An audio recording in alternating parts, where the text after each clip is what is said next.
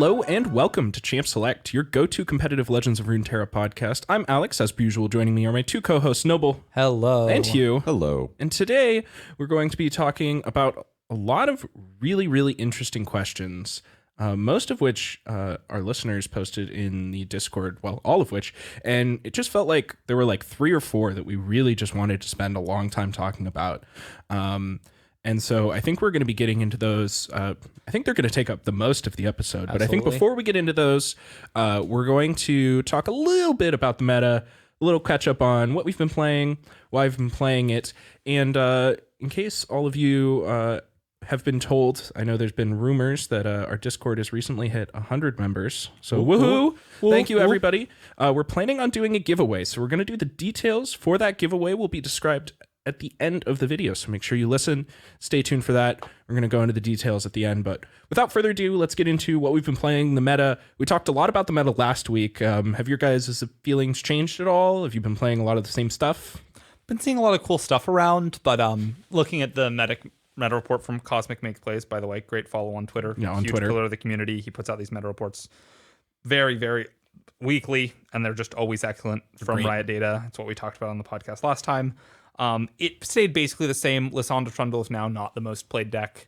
It's now TF Fizz, then Lysandra Trundle, Big shocker. then Fiora Shen. Yeah, Fiora Shen and TF Fizz both hovering around 55% win rates, which is like that's high, Especially for decks with over 10% play rates. That is astronomically high, I think. Well, maybe not astronomically, but it's quite high. Yeah. So this meta is a little unhealthy. It's a little stale. With a week to innovate, people haven't done much. I will note that on the top of the ladders leaderboard at any given time, 7 to sometimes even 9 out of 10 people are playing Aphelios decks, and those don't really show up in the data because there are so many different Aphelios decks, and you compare them with so many different champions that basically like every Targon deck is an Aphelios deck, and no one has enough percentage of the metagame to be seeing on this blip. And also, this meta report was compiled 2 days ago from data over the week before that, so it makes sense that even if things massively trend upward, they're not going to show up until the week after. So that kind of all makes sense, and I do think Aphelios is definitely like a rising star and very good right now, but TF, Fiora, and Aphelios being the pillars of the metagame is Basically where we've been at for quite a while, right? Yeah. Have you been playing anything different, or are you still abusing your elo? I stream, and when I stream, I want to play decks that my listeners like want to do. So if you hop in my stream, I'll play literally anything. We had a very fun moment on stream where someone mentioned that Jinx Lulu was an aggro deck, and I was like, "There's no way that's good." Then someone sent a list, so I queued up to on a ladder. My first match was the Mirror. What? Shufflebug Riot. Obviously, I had never seen or heard of this deck before, watching any stream or anything. And then I play it and I get paired into the Mirror. I don't think so, Riot. I don't think so. That's all that matters. Did you win? Oh, absolutely. That's what I'm talking about. I think I went 2-1 with that deck on stream. I beat TF Fizz, and then I lost to like some Aphelios pile. That sounds about right. Yep. How about you, Hugh? I have finally just started grinding ladder after just not playing for quite some time. Took a couple weeks off. Everybody needs some time off every now and again. I just haven't had time. There's been a lot of other things going on. But I've played the last couple days, and I've just been playing Pirates. I like messed around with a couple decks for like a few games each. Like I played a little bit of that new deep list because you gotta do. If there's anything that'll bring Hugh out of retirement, it's the new deep list. Yeah, I just had to try it and see if it wasn't garbage, and it's not garbage. That's good. It's a deck that I could put in a tournament lineup again. I wouldn't ladder with it though. It's very, I don't know. It's still deep. It's still deep. It's still deep. I mean, that's just one of those decks that like has some pretty polarized matchups. Yeah, exactly. And it's just can't like be good against TF Fizz, right? There's no way. No, it's bad against TF Fizz. That deck has like a solid 0 plans against. It's like, well, I got Withering Whale. And I can attack with this Dead Bloom Wanderer every other turn. Maokai saplings. Yeah, Maokai saplings Ding, ding, are ding, pretty ding. real, actually. Maokai saplings are pretty good at murdering. That's true, but boy, does Maokai not survive very often, I don't think. Yeah, no, it's pretty miserable. Anyway, I've just been playing Pirates. It's a deck I have fun with, and it's a deck that's just always been. It's still good. Not going to say it's the best deck by any means, but it's still wins games and it's fast. And That deck has a plan against TF Fizz. Yeah, thankfully. Yeah. yes. Yeah, it does. It is roughly the same plan as every other deck, but like it's a good plan, and I'm pretty. Kill 'em is a good answer to the TF Fizz problem a lot of the time. They do really not do that much a lot of the time in the early games. Like if you're just like putting like 6 power into play on turn 2 or whatever, like, that's a pretty reasonable plan. All right, you said it, so I have to bring it up. TF Fizz, it's a control deck. I'm not even kidding. Like I do not think this deck is an aggro deck. I don't think it's really a tempo deck because it doesn't care about tempo. Like your deck is just you're trying to survive until like You just like one for one until you eventually pick a card them out. Like, yeah, or that's just kinda like how it feels. take damage to the face and like block with some random idiots and then like try to kill them all. And that killing them all is like playing some spells, playing a bunch of very cheap 3-power elusives, and then like looking at the 10 points of burn in your hand and being like, okay, my opponent can never win. I don't know if they know that, but it's true. Yeah. And that is like so huge. Like I have something like an 85% win rate on the deck this season. That's ridiculous. Maybe 90. Absolutely not. I think I've lost like 3 games, and it's been responsible for all of my winning up all the way through. I'm in like Diamond 1 now, and I'm like gonna be Masters by the time this episode comes out. Definitely. Fingers crossed. Definitely. Yeah. No, put the timeline on it. Yeah, I like it. Yeah. And then also, I'm also like something absurd like 11-1 in mirrors. They always cast Mind Melt. It's always bad. I literally have had Mind Melt cast me like 6 times and never lost to it.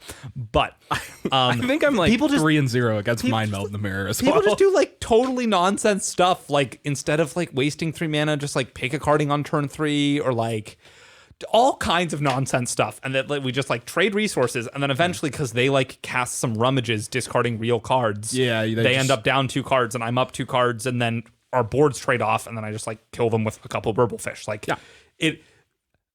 patience. The most important thing about playing this deck is patience. Your deck doesn't do very much before turn 4. It is fine to, if your opponent isn't doing anything and you didn't draw Fizz or Ballistic Bot, waste all of your mana until you play your TF. Like I do that very often. I played against a Targon deck where we just both did nothing until turn 4. They played the Veiled Temple. I played Twisted Fate. We're done here. No, I didn't even play Twisted Fate. I played Zap Spray Fin. On the next turn, they played Temple, and I played Zap Spray Fin, and it just wasn't close. They just like chump blocked their like 11-10 Aphelios a couple times, and they just died. Yeah, I'd say that the deck is more of a combo deck than a control deck. Sure. But like, yeah, we basically agree. Like that's just. But it's like a combo deck that's like, has plans to like Mystic Shot your creatures a bunch.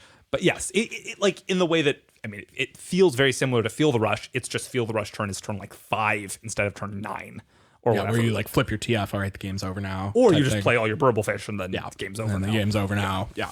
It just really turns the corner so fast. I think it is a control deck, but boy does it turn the corner really fast, which kind of gives it that combo feel. Yeah. But really I think it's just like it turning the corner so fast. Yeah. But that's like a really important part of Legends of Runeterra control decks I found, is their ability to like turn the corner immediately. Yeah. And like that was like a big part of Feel the Rush, or like these like Watcher decks with like the combo, like the Trundle Lysandra combo decks that are like trying to put the Watcher into play. It's like no, like we've gotten here, like, okay, you're dead now. Yeah. Like, and that's been a consistent Atrocity, like Atrocity plan. being played in control decks is a huge indicator. Yeah, that's like been a consistent part of like Legends of Runeterra control decks, is that it's actually like you really need to be able to turn the corner because you're going to lose. Like there's just a lot of burn and not that much healing. Like, part of the reason that Karma's not around as much anymore, I agree, is that you just like it just doesn't turn the corner as well as she used to do. Yeah, I've had this problem with like a zombie Anivia too a lot, where it's like in theory this deck should turn the corner really hard. It's like, here's my 4 Anivias, but 4 Anivias doesn't beat top deck another Decimate, like. I think I'm gonna have to implement a turn the corner jar if you guys keep saying that. You said it like 6 times just now, and you said it like 3 times just now. That is a lot. And TF Fizz often doesn't feel like a control deck because sometimes they just like play Fizz on turn 1 and like hit you for 2 a bunch of times. Yeah, but the Fizz into suit up draws do not feel like a control deck. And like, so maybe control is there's It's a problem still a control deck. in applying those general card game turns to Legends of Runeterra. Often I've found, because there's just like a lot of decks revolve around this one turn or this one interaction, like, and then there's like this big fight over like, is my Fiora pulling your 2/2 and does it successfully do it or whatever, or more accurately, is my Fiora pulling your Aphelios. Yeah, and then like the game totally revolves around that turn or like really high high tempo turns that are very impactful, which kind of makes every deck play in this interesting way, because like the decks that do that, like TF Fizz or like Fiora decks, try to or like a flipping Ezreal turn, Yeah, or whatever. or like a giant open attack turn, like make the game revolve around that one thing, and then both players have to play like that, and it kind of makes them it makes them not feel as much like mid range or control decks. Which is why I think the biggest reason why the Veil Temple is so good is because like most games of Legends of Runeterra, like you said, do have that kind of like big turn. And it's totally fine to spend 4 mana on another turn to get 2 extra mana and +1/+1 to win the fight on this turn that matters. Like you can spend 4 mana to get 2 mana on a really important turn, and it turns out that like even if that's like the only thing that card did, like even if it sacrificed itself after that one trigger, as long as it was on the turn that mattered, like usually it would be good enough. Obviously it stays around and it's better than that anyway, but you know, absolutely. like that, I really underestimated that when I like looked at the Veiled Temple at first, and boy, it's so hard to win those important turns against Veiled Temple decks. And when we talked about it the first time, I do remember warming up to it when we were like, oh, like this means you have like, not only do you get this rebate, like so you can spend more mana in a turn than your opponent, and that's huge. And I think it's a big part of why Targon's so good. And I do think that Aphelios Veiled Temple is an interaction because they just so cleanly cover for one another's weaknesses. Like it's much easier to take a turn off when you have a Gravitum in your hand. Yeah. And it just really works. Which it kind of snowballs. Yeah. All right. Anybody have anything else they want to say towards the end of the meta? I know that I've been playing a little bit of like random big Aurelion Soul Targon decks with Aphelios that felt pretty good like the last day or two. But honestly, like it feels a little bit like people stopped playing as much TF Fizz. Maybe it's just anecdotal and like I haven't queued into it that much. But like I've seen a lot of decks that look kind of bad against TF Fizz and a lot of like grindy mid-range stuff. And I might just go back to trying to collect people because it feels a little bit like it's been like 4 or 5 days and everybody's like, you know, People are crawling out of their shells with their, you know, whatever new brews or whatever, and just like maybe time to get pull the LP police back out and start beating people with Burblefish. People are tired of playing it, so they don't, and then it's really, really good. Yeah, nobody wants to be the bad guy for like 2.5 weeks, or I mean, people do, but usually people get sick of playing one deck, and eventually you just want to try a sweet thing on Twitter. Like I want to stream. And no one wants to watch me play TF Fizz and like, annihilate people. Like, you know, it's good, but like, everybody's sick of it, I think. Yeah, absolutely. So I guess that means for all of those of you out there, if you still want to climb, TF Fizz is still around, so don't forget about it. Yeah, that's always a great level 1 choice. Cool. All right, I think we want to get into a lot of these questions. This is our question of the week, and obviously, most of the time we do these at the end of the episode, but I think this is going to be a conversation that we're really going to be able to dive into. Our question of the week this week comes from Michaela in the Discord, and they ask, what exactly do we mean when we say that somebody is a good player? There's a lot to dissect here. Noble, you looked like you had an idea that you wanted to start with. Now you look less certain. So this kind of comes back to what we were just talking about with like being willing to be the bad guy.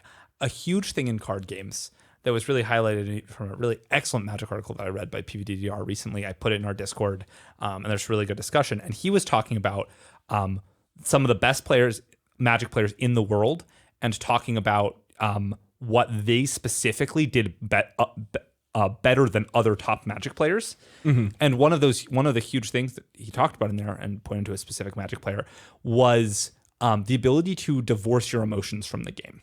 So like basically playing the game like quote like a robot. Like you're not getting tilted, you're not making choices emotionally like I like this deck better, or I never win this matchup even though it's supposed to be favored. And just playing to win. And I think a huge part of what makes a player a good player is the mindset that, sitting down being like, this is a game. I'm here to win it. I'm going to do whatever I can. I'm going to make the choices that even if they don't feel great, are going to increase my win percentage the most. And a huge part of that is not in the game, thinking back and analyzing your other decisions. And I think that's what the thing that immediately takes me off when I'm like watching someone stream, when I'm interacting with a new player in a Discord, that's like, oh, this player is good, is that they're talking through their decisions, they're analyzing them, and they're trying to figure out what the best thing to do is.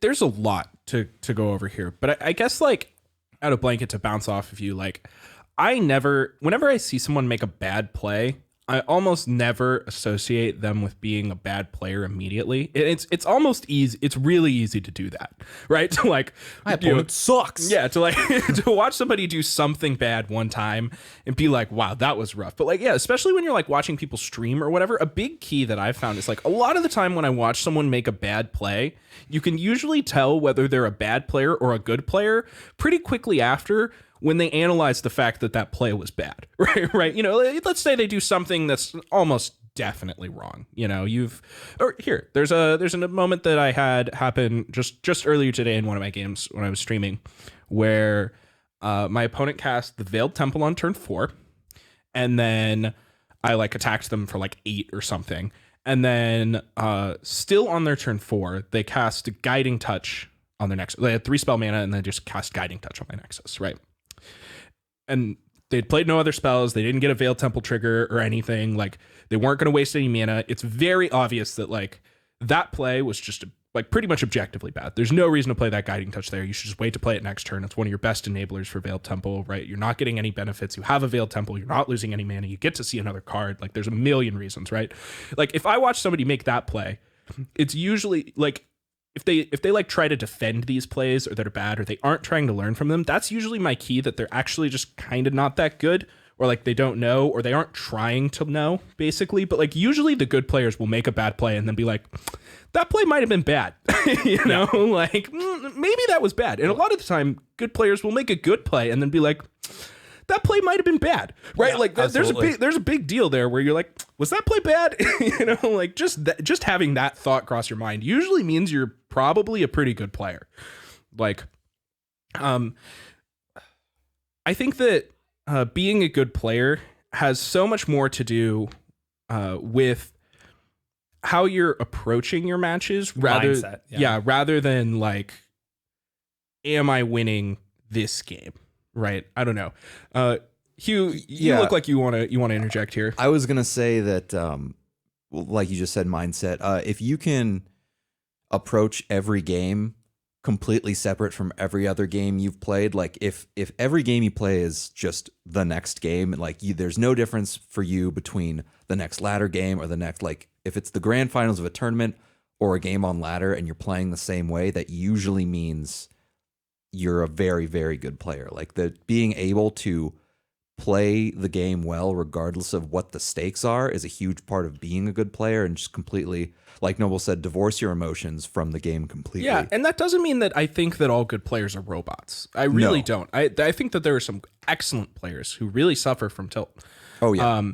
They're not mutually exclusive, right? You know, we've talked a lot about mindset, separating yourself from your emotions, trying to make reasonable decisions to increase your win rate. Like that's been a real sticking point topic for us in this podcast because it matters so much. But like, if you are an emotional player, that doesn't mean you're bad, right? Yeah. But you know, like every good player has weaknesses. And that's why that article was so interesting that you mentioned, right? Because like it mentioned this one robot player, but there were, 9 or 10 other examples of you know, various people that were the best at the world at different things, right? Like reading their opponent or and stuff like that. And so like, it's hard because I think that I would consider like everyone in this room is a spike for sure, right? Everyone on our podcast is a spike, at least the 3 of us. Most of our friends are spikes. Do you associate being a spike with being a good player? And if no, where do you think the difference is? Like what's the correlations between being a spike and being a good player, and what are the like differences that you guys have found? So spike is a magic term that means basically player who gets their enjoyment out of winning, doing efficient things, doing powerful things, as opposed to someone who likes doing splashy things, cool things. I don't think that they're necessarily a one-to-one correlation. There's definitely a relationship there. I think that if you want to be a spike, a lot of people who are spikes and then don't critically analyze themselves, don't do enough thinking about Yeah, being a spike does not make you a good player, and being a good player does not make you a spike. And I think there's a couple key differences that are really important to highlight. Yeah. It's like whether you want to win versus like, also like spikes often care a lot about winning a particular game rather than making good plays. So or improving or stuff like that. Exactly.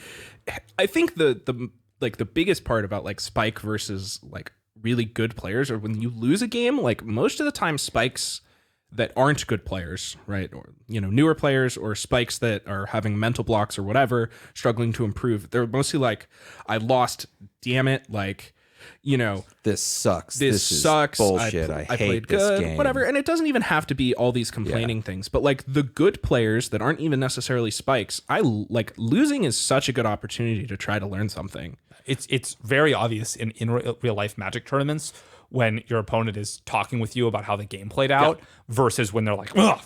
Yeah, you can just like storm away. You can really tell when people know what they're talking about, right? Yeah. And this is true in almost everything. So imagine, it doesn't even have to be Legends of Runeterra, but let's imagine that, you've put a lot of time into Legends of Runeterra. I know the three of us have. I know a lot of our listeners certainly have. We're pretty reasonable at it, right? Pretty good. It's very obvious when someone doesn't know what they're talking about, right? Yeah, like absolutely. you can tell. Same thing is true. Like, imagine, even if you're a newer Legends of Runeterra, imagine, your professional career, whatever it might be, if you have one, right?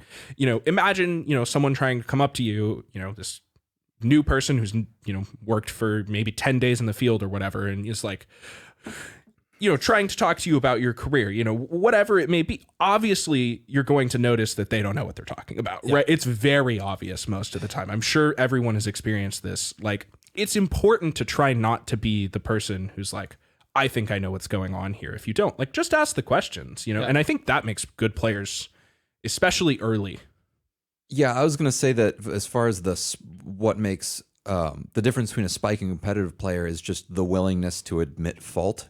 Yeah, That's so well said. The worst kind of player, in my experience, across all games, card games, video games, whatever, are the spikes that think they're good but aren't, and aren't willing to accept the fact that they're bad. And because they won't accept the fact that they're bad, they won't get better. And then they're just going to get progressively worse as everyone else gets better. Yeah, because of that, and also they'll just get really angry. They'll lose more and more. They'll get upset. They'll blame everyone else. They're just like the worst kind of person to play games with in general, because all of their enjoyment in gaming comes from winning, and because they're not willing to Put in work or admit mistakes, faults. They can't improve, and if they can't improve, they can't get better, and if they can't get better, they can't win games, and then they can't have fun, and then it's not fun to play. It's just a horrible vicious cycle, and like that's the difference. Really, is just a good player is going to be the one who, most importantly, puts in the work. Like, you can't. A mistake that a lot of people make is that they like someone will be like, I've seen this a lot in several games where a player will come to me and be like, oh man, I used to be real good back in the day. Yeah. And they'll start talking about something really outdated and how good they are at the game. And I was like, well, you were really good at the game. I don't say that out loud. Yeah. But I was like, you were really good at the game. And then we sit down and we play a game, and they're really bad. Yeah, they were never really good at the game. Well, sometimes they were. Sometimes a lot of the time they could be, but sometimes it's obvious. There are times like you can't stop learning. You have to, like, there's no point where you get to just stop learning and say, like, I'm humble. good enough. Yeah. Well, it's not even that. It's not even about humility. It's about recognizing that as long as a game exists, it will evolve. And because it's evolving, you need to keep learning. And otherwise, you're going to get left behind. Yeah, period. that's a really big deal. Like, if you played a lot of Legends of Runeterra a while ago, right? Like, everyone has been learning the entire time the game has been out, right? Or as long as they've been playing, right? If you had knowledge from a year ago or whatever, and you're getting back into it, right? Your knowledge is going to be outdated. It's just the way it is. You're going to have to put in more work to catch up to where people are at already. And once you do, you're going to pass all the people who have just been coasting, even if they've been playing for the year, right? Yeah, like, if they haven't been thinking about it actively, I they're took just going 2 to get weeks smoked. off because I've been working even more than usual, and I'm at plat 1 right now. Like, I just started playing again, and it's like I'm doing okay, but like also the meta's shifted a little bit. Yeah, Like you notice more mistakes than you used to make, Oh, or whatever, right? That also, like, the meta is weird. Like, is like Zed's good now? Question mark. Like, I don't. There's a Fiora Zed combo deck running around. My hot take is that deck is not good. Yeah, sure, whatever. But like, maybe Jinx not hot take. Lulu also. Jinx Lulu like, is what? not. This was also apparently in sweet. like a High Masters deck. Like, what's going on? I don't ever. Welcome to the Twilight Zone. I leave for 2 weeks and we turn into what's happening. Like, I don't know. Looking at players in High Masters is actually a really good example of how spikes aren't necessarily, or good players aren't necessarily spikes, because there are people that are climbing to top 10, top 20 with Deep, with Lulu Jinx. They're playing the sweet deck that they want to play. They built themselves. They're playing it well. Yep. They're not necessarily a spike. They're not all about playing the most efficient cards, the most tuned list of the best deck. They're playing a deck that they think is sick. Maybe it impacts the meta some way, but some of the best players of Magic I know in real life, I wouldn't describe as spikes and are very, very good. Yeah. They just like playing what they like playing. And I want to make that clear because I think it's really important about this podcast in general. Like, I don't think that I would like to be a podcast for spikes. I would like to be a podcast for good players who want to learn, who want to grow and continue improving. And you don't have to be coming into games with the mindset of like, I'm just trying to win and ladder up. Like, you can be like, putzing around in silver or gold and playing a deck that you like and still wanting to get better at the game. Yeah. We all want to be better at the game. Absolutely. You don't. And, at the end of the day, there's also nothing wrong with playing for fun, right? We're sitting here telling you like what makes a good player. I think we're even talking about what makes a really good player. Yeah. Because I think what makes a good player is, most people are, I would categorize most people as good players, right? Like, they're generally smart. They're all humans, right? Like, humans are pretty smart. Most people are generally pretty smart. They're going to make generally good plays on average, right? Like, I think that most people are good, which means that the bar needs but really good players, they put in a lot of work. All right, you don't agree? I think that there's some selection bias going on there. I think that's really easy to think when we're interacting with people that are, I don't want to be like, toot our own horn too much, but like people who are active in our Discord, like the fact that you're active in the community selects for players who care about getting good and are following the meta and want to be good. True. And especially because it's our Discord, we've sort of, trimmed our crop to like this type of people as well, but really, do you think that there's I really do. A lot of people that are just like bad? Do you think that most people are bad? That just like, this is their hobby. They're just playing Legends of Runeterra on their phone and like they can play a good deck, they can climb, but like they're not thinking about it a ton. They're not approaching it in the same way players who are like what we're talking about are. And I think that there's a lot of people who play this game and we have a tendency to interact because of, interacting with streamer personalities on Twitter. The players I'm talking to be like other streamers, like hang out in their streams. Yeah. And then people that I'm like trying to test for tournaments with are just kind of self-selects for being good players already. That's fair. I think that you're probably right. And there is a large, like an unseen mass of the most people who play Legends of Runeterra are never going to join a Legends of Runeterra Discord or are never going to listen to a Legends of Runeterra podcast, right? Aren't on the Legends of Runeterra subreddit. They're just going to play the game every now and again, and maybe they'll get a deck list on Twitter every now and again, right? Yeah. But like for the most part, they're really only just going to play. But like, I think the really, really good players are the ones who put in a lot of work, to be honest. I just don't think that there's really a way around it. Like, if you want to be really good, you got to put in work. You got to put in hours. You got to put in study. You have to think about it. And you have to try to improve, basically. Yeah. And there's one other thing I want to mention, and that's good players can really, really identify their weaknesses. And this is something that's very important. We just mentioned people who get to High Masters with weird decks, weird off-meta decks that they find fun. That's something that's really important because if you're someone who struggles a lot with tilt and just general mental game, period, that's really, I think, I've told several people this who have the same issue.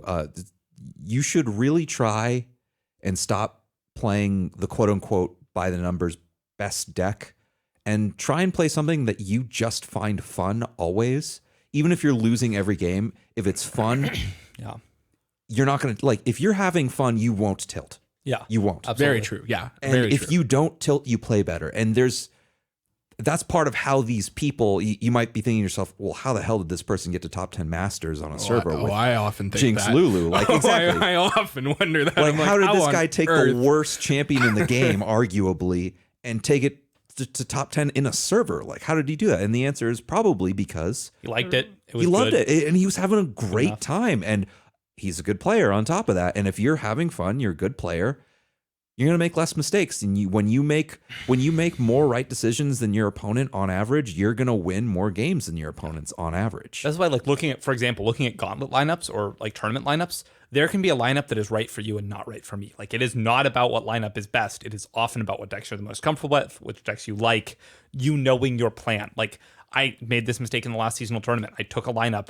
that we had talked about as being theoretically good, did not put enough games on it, put in decks that I had not even really played at all on it, that were very good, but just not where I should have been. Yeah. And so, like, me as a person should have registered a different lineup than Alex. And I actually think that I wanted to touch on something that Hugh said on, like, knowing your weaknesses, and maybe like ask all of you, like, what do you think your best, the thing that you are best at in card games and Legends of Runeterra in particular, and worst at? Love this.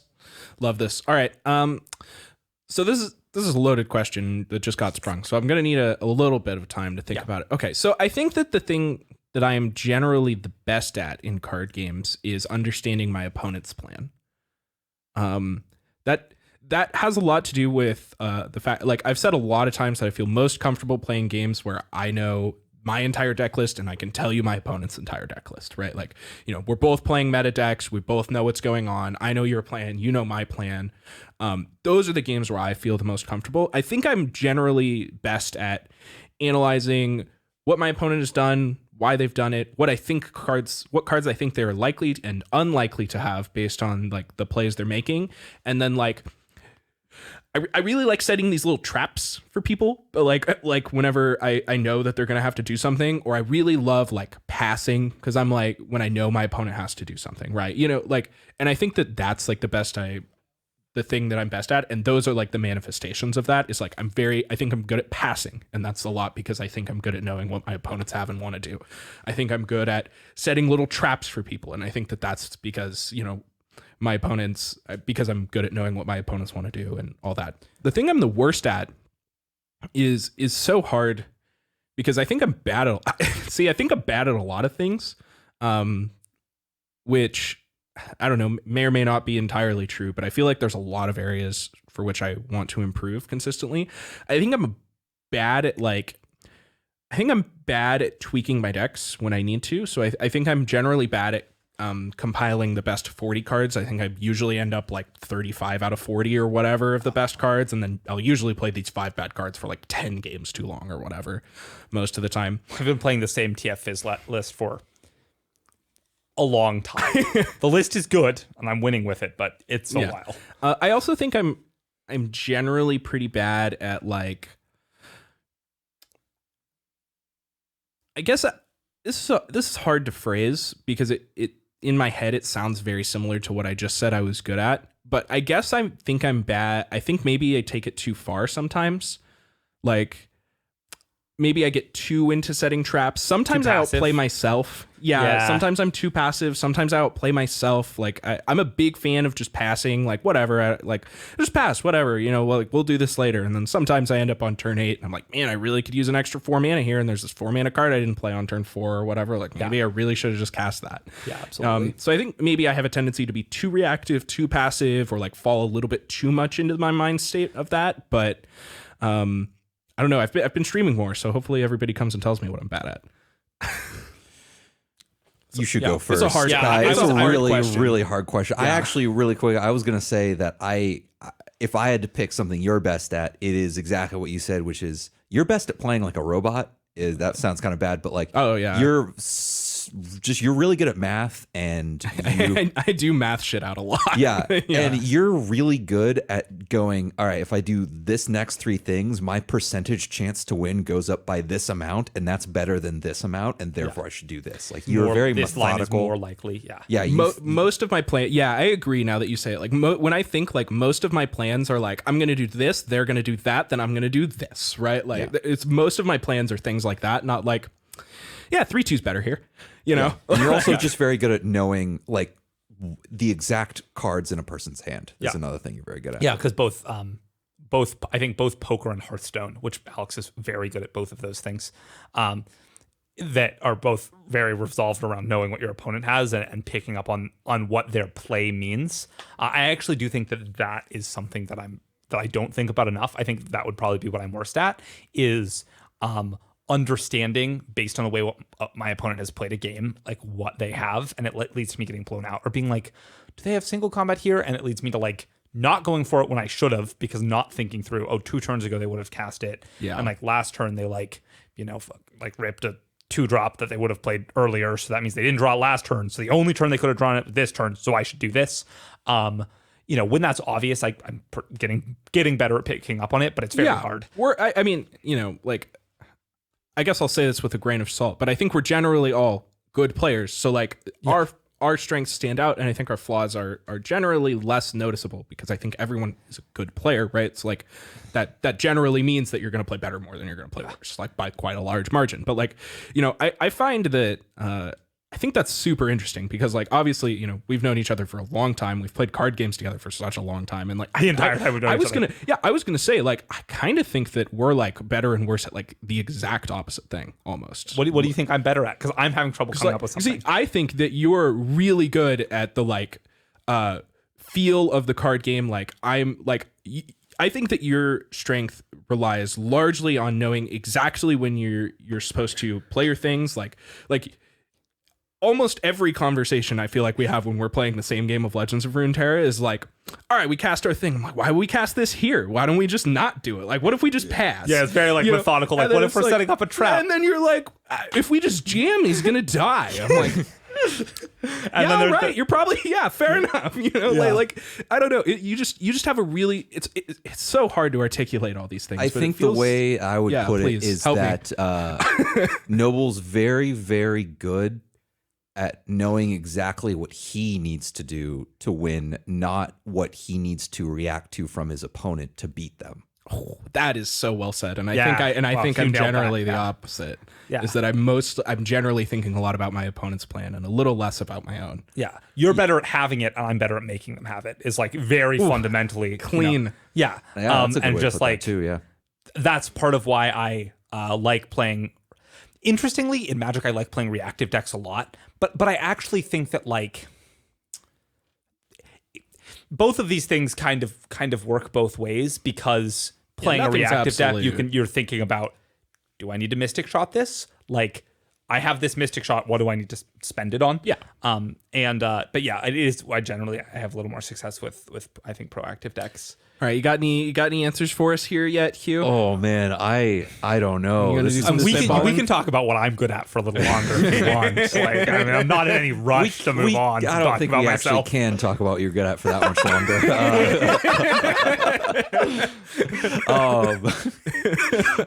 I don't really know what to say about myself other than. All right. Let's look at it from an outside perspective then, I guess. Yeah, help me out here. All right, so let's do a little banter. What do we think?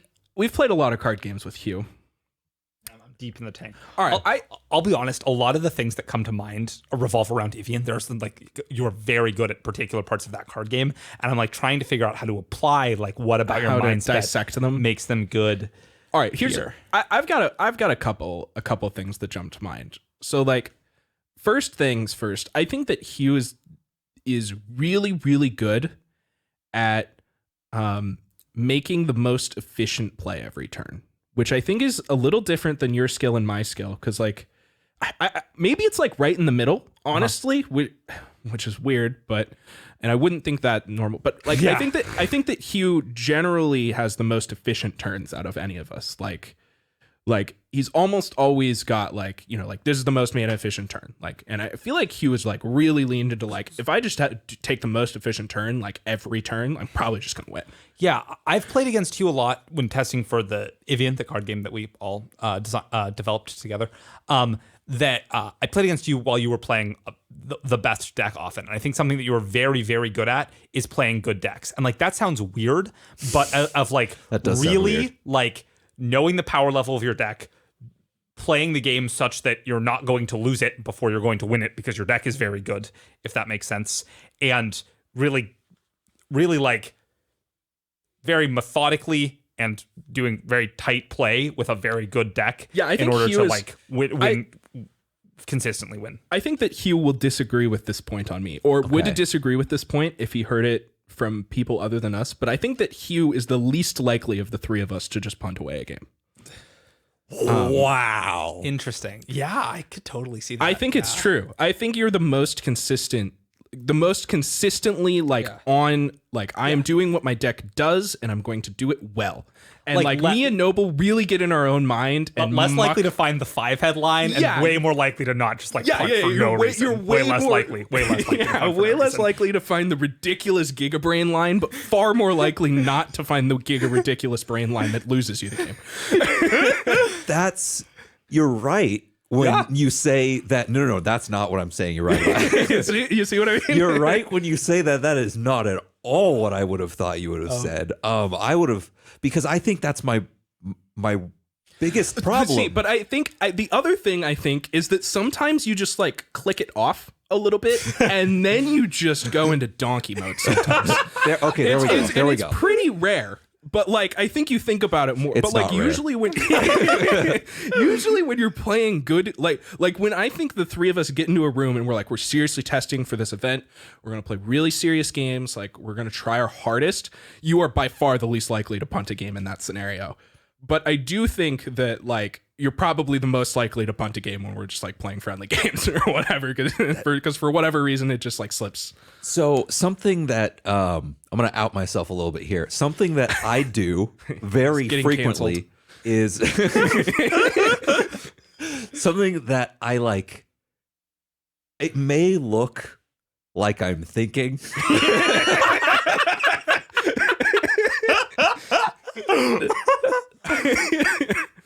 But I can assure you I'm frequently not. It's just off in left field, picking daisies.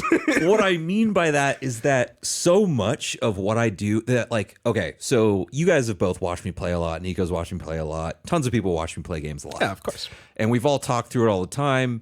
And a question we always ask everyone, each of us, back and forth, all of us between ourselves, is we do a thing, and then someone will say, why did you do that? Well, that happens a lot, yeah. And that's just, that's just us trying to improve. That's just like, whether it's wrong, whether it's right, we just want to know what the person's thought process was. Yeah. And I will be completely honest, roughly 85% of the time, I will do a thing. It's like, yeah, we had 4 mana.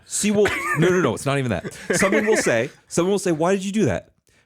And the true answer is I have no idea. Now, what comes out of my mouth is a really good reason that I came up with after you asked me that question. Yeah. And so it looks like I just did something really smart and good and that I'm good at the game, when in reality, and I think, you did, though. You did do something very smart. And I did. And I don't. And the thing is, at this point, and I don't know what to call it. If I may, I actually think I have a good descriptor for this. Okay. Me too. We'll take turns. I think that you're an excellent subconscious player. Like, I think you have the highest bar for, like, when you didn't really think about a play that much, you're going to end up with a better line than me and Noble a lot of the time. You're good at developing heuristics. That's exactly what I was going to say. Really good. Like someone who's playing. You're really good at noticing trends, applying them quickly and quickly adapting them. And then I think that those get you in trouble sometimes when you don't think about them, but they're generally very good, right? And that doesn't mean that you're playing with your brain off or whatever. It just means that I think your brain has created a lot of really good shortcuts really quickly, and so. Obviously no one's playing 100% every game, but like I've noticed that true is that like, and that has a lot to do with the efficiency thing. Like you're just not going to make a bad turn. Like you're never just going to like play a turn and you're like, man, that was really inefficient. Like you might make a bad turn because you punted for whatever reason or like missequenced, but it's never going to be like, man, I could have just like played that turn better. Like you almost always pick the 2 or 3 best cards in your hand to play in any given turn. Okay. I'm really bad at planning out given turns. Which is bad because I played an Amulet Titan, which is like a deck where you have to like there is a turn where you have to do all of the things. You just, so like, just tutor like your whole yeah. deck 4 times or I whatever. just like when you said that, I'm remembering times where I'm like, okay, I played the thing, and then like something that I didn't expect happens, and then I just like kind of get distracted from what my whole plan was, and then I pass. And I'm like, wait a minute, there was this whole thing that I was gonna do, and now they have mana again, and we messed it up. Yeah, I was gonna actually say that actually. So that's a really good way to put that, and because the way I in my own head when I'm playing the game and I do that. What do you mean by that? That define that. You're pointing to me, but I can't see the thing. The thing where I just vomit cards into play and don't and then even, come up with a reason, and then come up with a reason. The reason I do that, I think you're right because there's no way. That's a great way to paint it. There's no way true, yeah. that I could be doing this well. Yeah. Just there's no way I'm this much of an idiot savant, right? Yeah. Like, yes, no, there's no way. Yeah, like- and I think it's so interesting how different people answer the like, why did you do that question? Like when I asked Noble, I'm like, why did you do that? He's, half the time I'm gonna get this like, this intricate answer is like, why did you do this? It's like, well, because, I want to play this on. I want to play our 3-drop on this turn, which is going to, get killed, and then our 4-drop's going to survive. Whatever it is, or like, when you ask me that question, oftentimes it's like, well, our opponent might have single combat, they might have Hush, they might have Twisted Fate. This plays around all 3 of them a little bit. It's also not too bad on mana, and it gives us an opportunity to react if they do something like that. That's like a marquee. Why did I do this example? It's like because it's good against most of their stuff, and it gives me a chance to react to it. And then for you just like every time it's always just like snap it off. It's just like, why did you do this? It's like, oh, because it's good against them. Like, and they're usually more interesting than that. But like, I bet that your innate reaction of why am I doing this is because it's good, and then you dive into it a little more and come up with more reasons more like mine. And now I think at this point I've figured out what I want to say is what I'm worst at. What I think I'm worst at is basically just staying consistent. Like when I play poorly, it's because I start second guessing my instincts. I have a tendency to just always go with my gut. And sometimes I deviate from that because I'm like, oh, like when I start to play like I'm not me, like when I start to play like someone else would play, it's when I really get in trouble. Yeah. Because I get in my head too much when I'm like talking with someone else too, and I don't play as well because I'm not. Because like this is an important limit on like you should talk to other people about it. It's that like at the end of the game, you're the one playing the game. Like this is why I don't think my win rate would go up that much if we all got to sit and discuss my plays for a whole tournament. Right, because like I think it would. There's a very real avoiding some mistakes, but like too many cooks. Yeah, like like it happens like at 2 a lot of the time, right? Like a lot of the time, 2 people come up with a much worse line than either of them would have. Yeah, and like when you're playing a match, you have the plan. If you're thinking about it actively, you have a plan for the whole match. You have, what you're gonna do. You like, your pick ban strategy. You know that you're gonna try to make this deck beat this deck, and then in these games, you know how they want to play out. And when there's other thoughts in there, even if they're like you're gonna take technically more correct lines, it can get you out of sync with that like plan, like what you're saying, like playing like someone else would play, and then it just like doesn't end up well. And this is all making me realize that I should play the deck that I want more than the deck that I think is technically correct. Yeah, that's why I'm playing Pirates. Yeah. All right. That's why I'm playing TF Fizz. I love that deck. It's very unpopular. Literally one of my favorite so decks much I've ever fun. played. It's the best. So I am a little sick of it at this point. I stopped playing it because it is so much fun. God, I love that deck. There's nothing like shuffling an ignition in your deck with pick card and then just like ripping it 2 turns later when you need something real. Oh my god! And it's still fleeting because that's how the card works. Tilting. I lost a game last night. I guess it was like yesterday morning technically, but like I lost a game yesterday where I was like, all right, I pick a card in an ignition, right? This was on like turn 5 or whatever. Mm-hmm. Turn 8 comes along.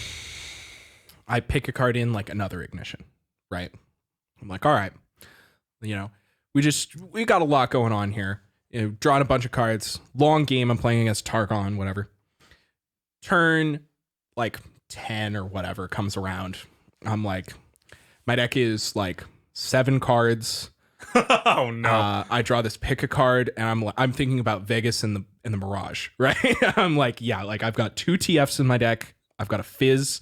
Like the rest of my cards are burn, I think. Like there maybe like another whatever. Like I've got like 2 TFs and like mono gas in my deck. I play this, pick a card, I untap, I'm like, I'm going to annihilate my opponent. And it's just like ignition, and then like X card, and I just like lost on the spot. I was so sad. Yeah. This was a long time to talk about this question. I think it's really good. Yeah, I think we definitely got a little distracted in the middle there, but like, I think that being a good player has a lot to do about being honest about your own expectations and your own values and your own strengths and flaws.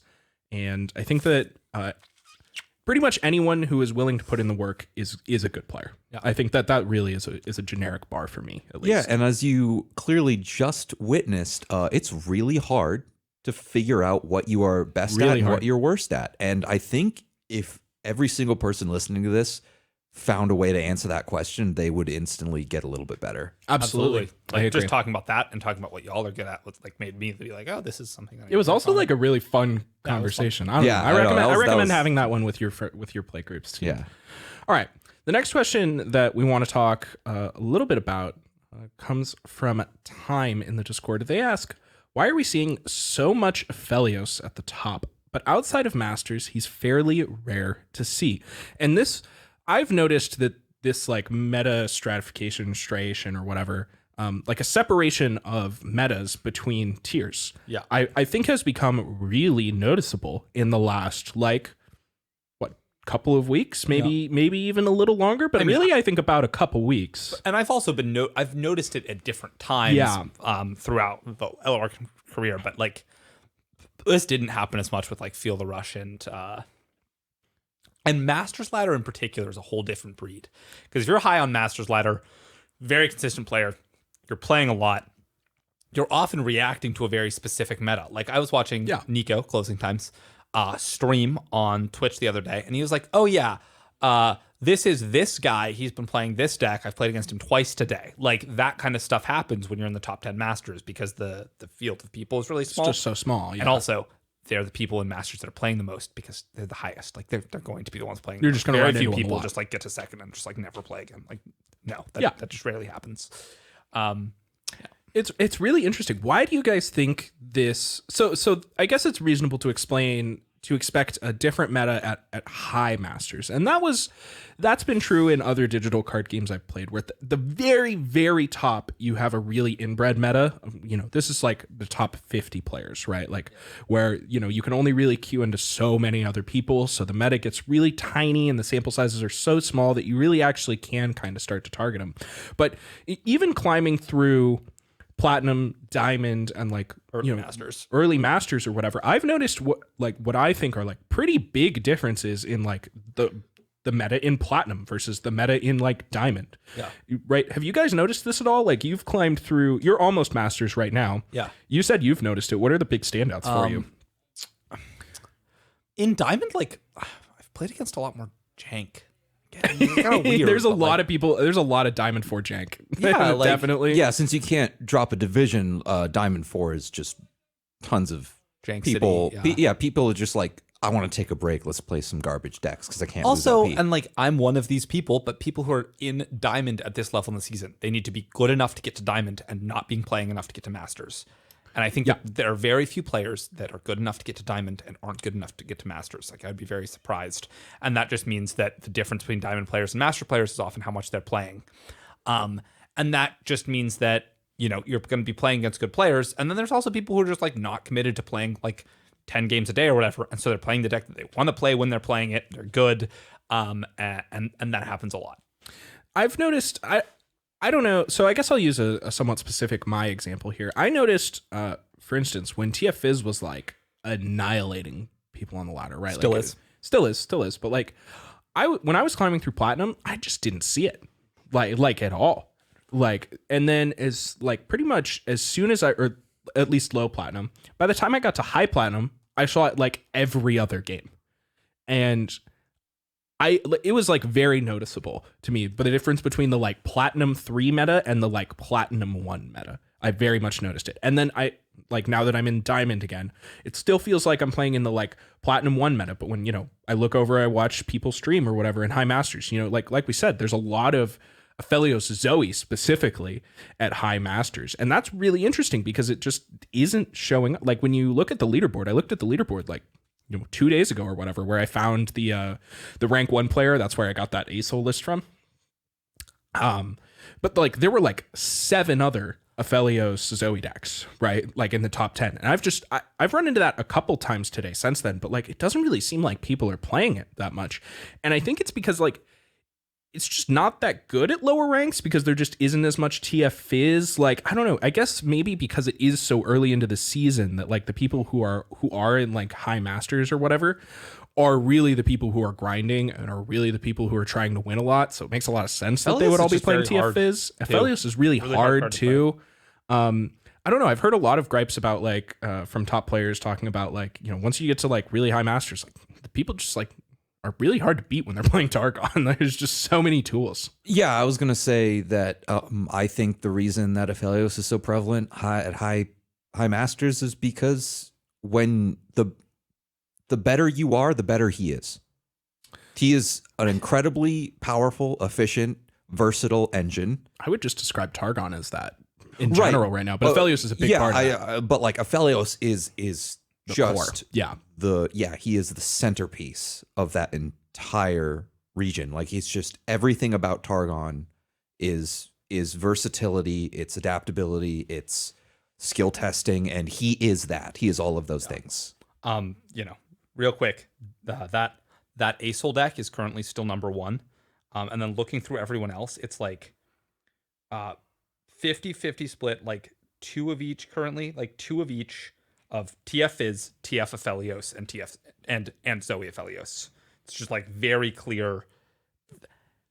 There's a lot of Targon. Yeah, there's so much Targon. There's a lot of Bilgewater, obviously. But that's like just really different from what you're going to play against. That is not at all what Diamond has been like, right? Like I'm running into like these decks are 13% of the meta, and like, you know, 80% of the top 25 players are currently playing them. Yeah. Like, so fascinating because like it makes and I have noticed, like I remember trying to play TF Fizz and being like, oh, everybody's just gonna hate me out, you know, whatever, this doesn't seem that good. And then you queue it up and it's like, oh, there's nobody here that's trying to beat TF Fizz because nobody's playing TF Fizz around here, like and then, you know, when you get into Diamond, it's really been starting to reward, I think, people like the people who are really good at climbing ladder based on like picking the right deck and not just like net decking. And I'm really struggling with it because I am not that person. Like I want to go to like I said, I want to go to the top of the ladder. I want to click on the rank 1 deck list. And I want to import it and I want to see if it's good, right? Like, and it really like it doesn't necessarily line up. And I am not used to this. I have not experienced this phenomenon in other card games, at least certainly not to this level. Like I've experienced it a little bit, like that really like top 50 like inbred meta in Hearthstone. I experienced that a little bit, but boy, am I not used to it in this game. And it goes down a long ways. Like I will say that when I played Hearthstone, I felt like I would always get, so there's like a checkpoint every 5 ranks, every 5 divisions, whatever. Every 5 divisions in Hearthstone, I would always switch decks because a new deck would be the thing that was needed to climb in my experience. Oh, interesting. Like, so you actually did experience it. Exactly this. It's very weird. And there's all kinds of reasons it could be. It could just be like at the very bottom, we got people playing cards they have. Towards the middle, we got people like trying to hyper climb. So they're just playing super aggressive decks. And then we get a little higher. And then maybe we have aggro decks aren't working as well because the players are better. So or people want to play like slower games, but more like higher win rate games, which is wrong. But yeah, you know, and stuff like that. But I have noticed that, like me personally, Plat 1, I play 50% of my matches are against Nasus. There was so much Nasus in Platinum, like just so Nasus, much. the just what is it? Oh yeah, my God. the Endure Nasus aggro Kindred, Nasus. yeah, or whatever, endure, yeah, that type of thing.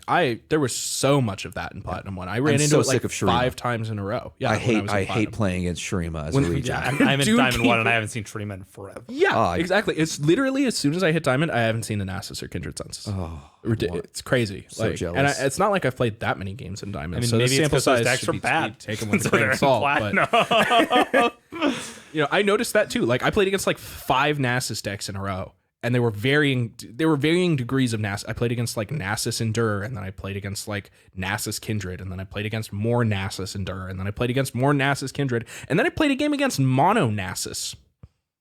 Yeah, I've seen And I actually. got slammed. I got spanked by Mono I've Nasus. seen a decent amount of Mono Nasus, and I usually beat it, but sometimes they just like Sometimes they just go off. Are they Yeah. playing SI?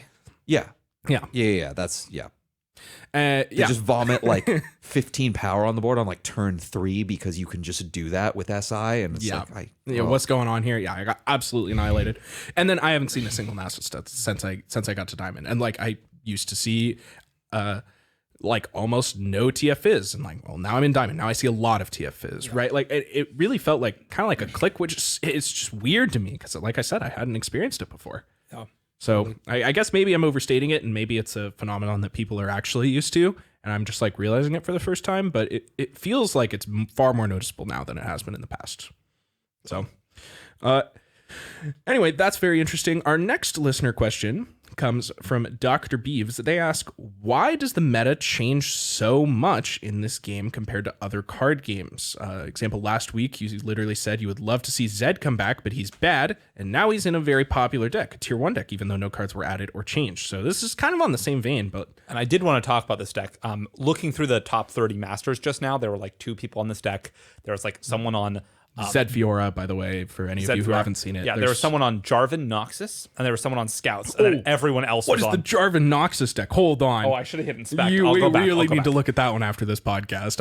I know what I'm playing on stream tomorrow. At 9, at number 9, but like everyone else was playing Aphelios, Bilgewater, which is the ones that don't play Twisted Fate but have Bilgewater for Boxtopus, or TF Aphelios, or TF Fizz, or Zoe Lysandra Trundle, Aphelios, or Lysandra Trundle, and that's just it. I think a huge part of this is the monetization, like the fact that you can just the fact that it's just so easy to switch decks makes it so much easier for the meta to change quickly, because you can just like import a deck and then have to craft like 2 commons, a rare, and maybe a couple champions. Maybe a couple champs. But like you get if you play the game, you're getting at least 1 champion wildcard every week, right? You're going to open some champions out of boxes in the reward tracks. The reward tracks are pretty generous. Like, I really think it boils down to the meta changes so much because the cards are so easy to acquire. Like, I mean, I'm sure I'm not speaking for everyone. Obviously, we play probably much more than the average player, but like, it feels to me like, I don't know. I've never spent a cent on the game, and I've never even come close to running out of wildcards, except for like very recently. I just ran out of champion wildcards, so I've had to start digging into my 70,000 gems or whatever. But that's going to be at least another expansion worth. Yeah, I was actually. That's a good point. I didn't think about the monetization, but I think you're right. I think that's definitely part of it. I was gonna go more along the lines of, we say X champion is bad a lot, and I think that's true for a very select few champions. I think for the most part, yeah, they're actually all pretty good. Yeah, I think for the most part, they're all just meta or not meta. Like, there's just things cycle in and out of the meta constantly because of everything else that's getting played. Like, there's just, I don't know why this is, but for some reason this the devs did their job too well or something. Like, I don't know. How like, dare they? Right. It just feels like at any point we're one brew away, innovative deck builder away from like the next big thing, and then suddenly the meta always tends to have like a centerpiece. Yeah. And everything builds around that, as metas do, as just generally how it works. And right now it's TF Fizz. Absolutely. And Aphelios. And Aphelios. And Fiora. That could easily orbiting one another. Right. And it could easily change. Like Heimerdinger could be good tomorrow. I lost to Heimerdinger today on stream. It was very. I thought I was going to win for sure, and then I didn't. I was really sad. Yeah. Real quick. This deck has 3 Black Rose Spies in it, which I'm super into. This is the Jarvan Noxus deck? Okay, hold on. This is important. One of Katarina. 3x Cataclysm. I hate that card. Card's so good. 2x Golden Aegis. So like, and then it's also playing Battering Ram. Oh my god! Cataclysm, my battering ram. Yeah, never mind. Sold. It's pretty sick for sure. All right, well, I'm definitely trying this tonight. But 3 Reckless Trifarian, 3 LeBlanc, 1 Katarina, 2 Jarvan. This deck sounds wild, sick. I'm very excited about that one. So anyway, back to the meta moving quickly. I also think it has a lot to do with.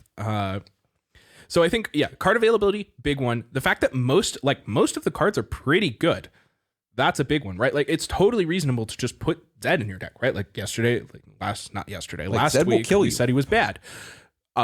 Zed was bad last week. I'm not going to change my opinion on that. Zed was bad last week. What happened this week? Well, somebody figured it out, and it turns out now you still die to Zed. I mean...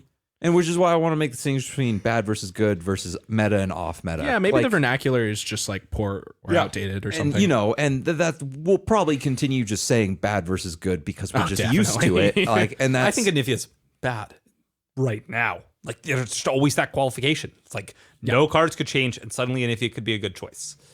Yeah, exactly. Like, there's someone could walk up to me and be like, Heimerdinger's the best champion in the game. And I'm like, you're insane, but tell me why.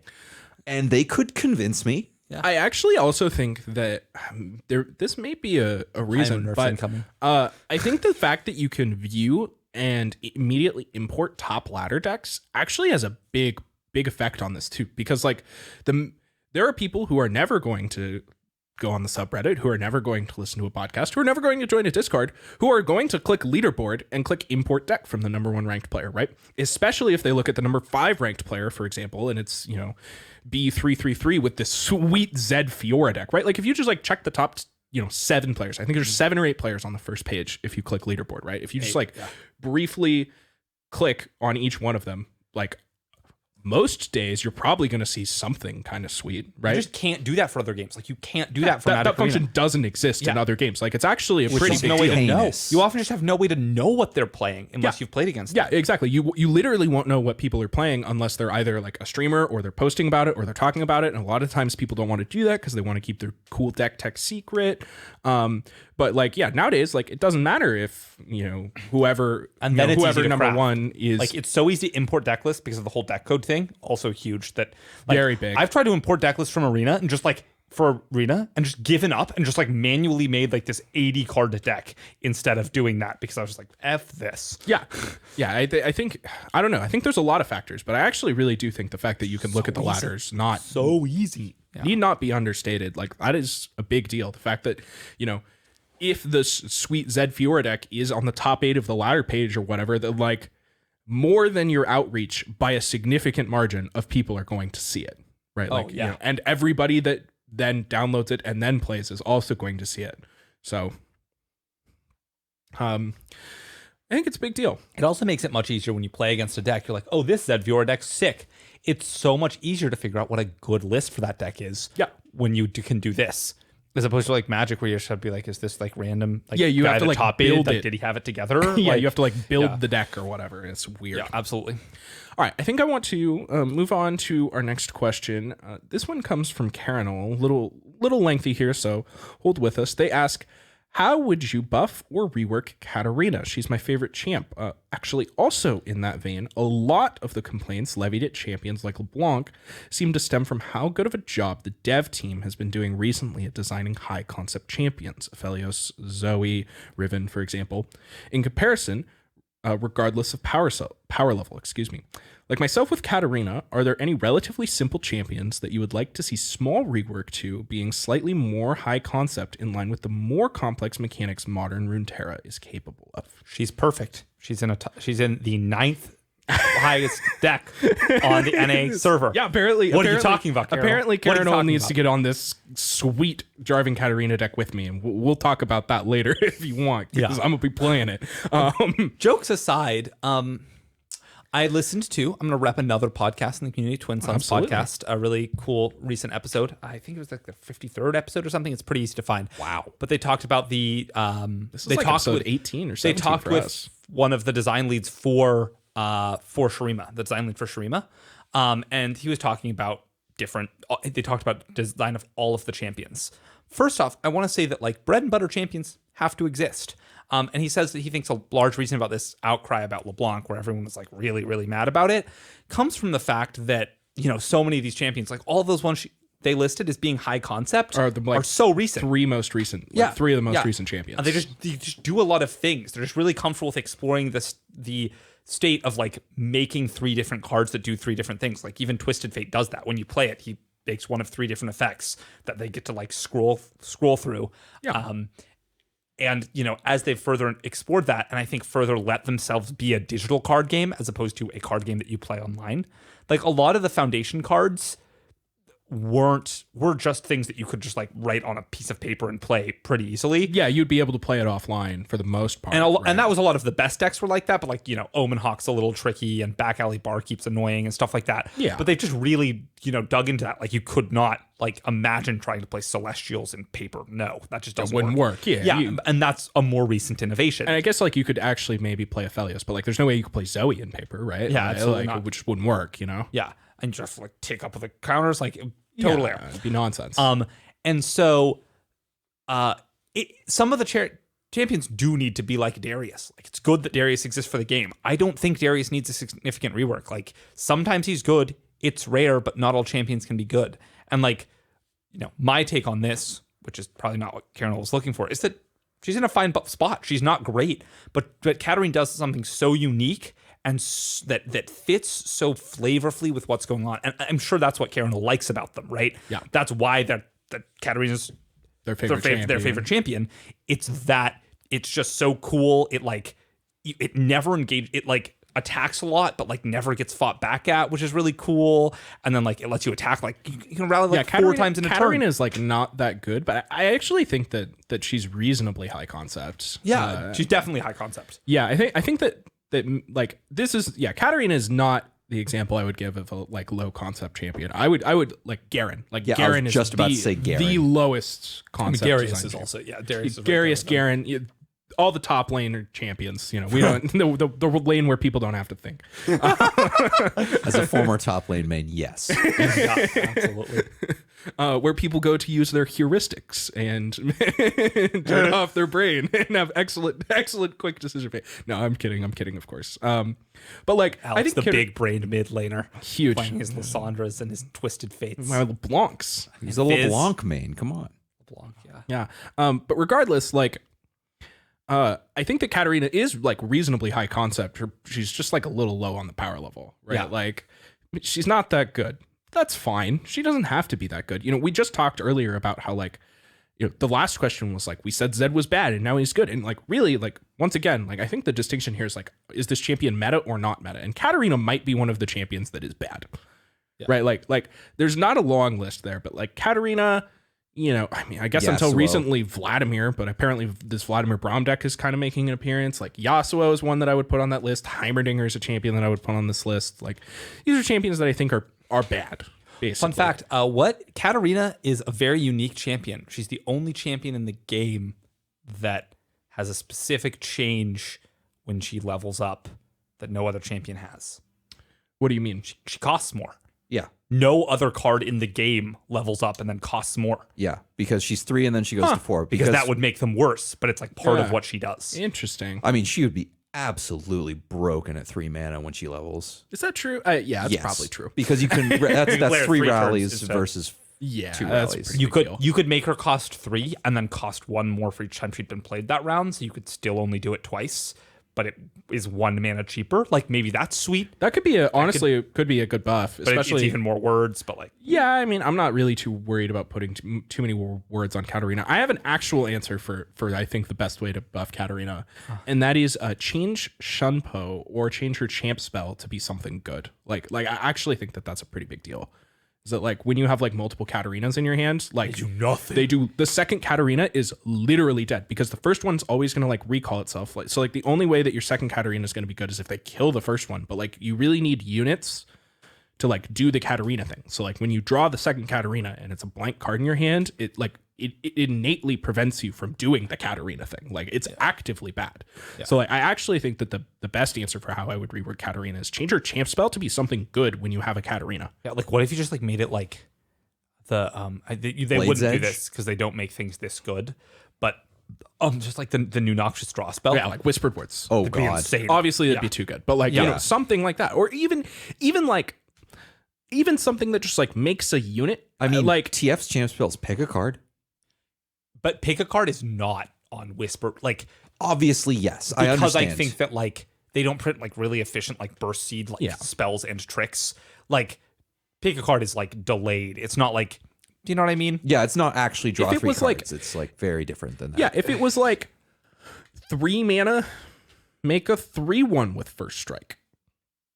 That'd be significantly better because at least you would like play your Katarina and you'd be like, oh, and here's this 3/1 that's also a Katarina that's also going to attack multiple times and it uses spell mana, right? That like, card doesn't exist in Noxus, so they like wouldn't do that. Correct. Like, but like, you know, these are, you know, I'm not really pitching this right now, but I think we're not constrained by reality. Yeah, I think that's my general idea. Is that I actually think if I wanted to bump Katarina, it would be her champ spell. If Sigil of Malice wasn't already taken up by LeBlanc, that would be a decent thing. That would be a reasonable one. Yeah. LeBlanc's Sigil of Malice is actually pretty good. Like that card has been good for me many times. Yeah. Right. Like whereas Katarina's, I don't even know, is it Death Lotus? Katarina's Death Lotus? Yeah. It's not Shunpo, it's Death Lotus. Yeah, it's just awful. Like you know, 1 to all battle. It's not even good with Katarina. Like, no, Death Lotus is a card you're playing in your Vlad decks. Yeah, it's just like it's just so off theme, unfortunately, which sucks because Death Lotus is like her ultimate and it's really cool and like the actual card and all of it makes sense flavorfully. It's just kind of bad. Yeah, I mean, yeah, there's just like there's a few things that it could be really good as, like just like one of the combat tricks, like one of the removal spells. Yeah. Even if it was like might, because it would just like kill people. Katarina's might would be pretty sweet. Yeah. Yeah. Do you have anything to add, Hugh? Any like general design theories, philosophies, or Katarina concepts? Not really. I did see a really interesting custom Akali fan, like a fan made Akali champ in the subreddit. And I thought that was like pretty close, very similar. They did a lot of recall stuff. She, her level up condition was like, after she's been recalled 3 times, she levels up. Oh, man. And when she gets recalled, she strikes the weakest enemy. Oh, that's really cool. And when she enters, sick flavor actually. Yeah, and I think it's the weakest enemy. And when she enters, so she's a 3 mana 3/2. When she enters, she gets +1/+0 and quick attack for that turn. Huh. And the rationale is really good. I read the little comment they had. They were like, I wanted this champion to be something aggressive, but wanted to be recalled and was subpar when she stayed in play. And I was like, yeah, pretty much hit Akali right on the nose. And right I just thought that was really cool. And she sounds like kind of similar to Katarina in that vein. Like they could you could probably change those fairly easily, and I wouldn't really bat an eye. I do want to say like another thing about like, once again, listen to the guy talk about LeBlanc. Like they went through a lot of, I just wanted to mention this on this podcast because like they talked about all the different things they tried for LeBlanc and why they settled on what they settled on. And you can listen to that interview there, but it's clear that they didn't just be like, yeah, let's make the assassin a 5/2 with quick attack and move on. Like, yeah, they tried a lot of thought and development that tried like 10 different versions of LeBlanc like happened. And this is what they landed on. I think Riot usually makes good decisions. This game is very well designed and developed. Like, and LeBlanc ended up good. Yeah. Right. She's good. She played a lot. She plays well.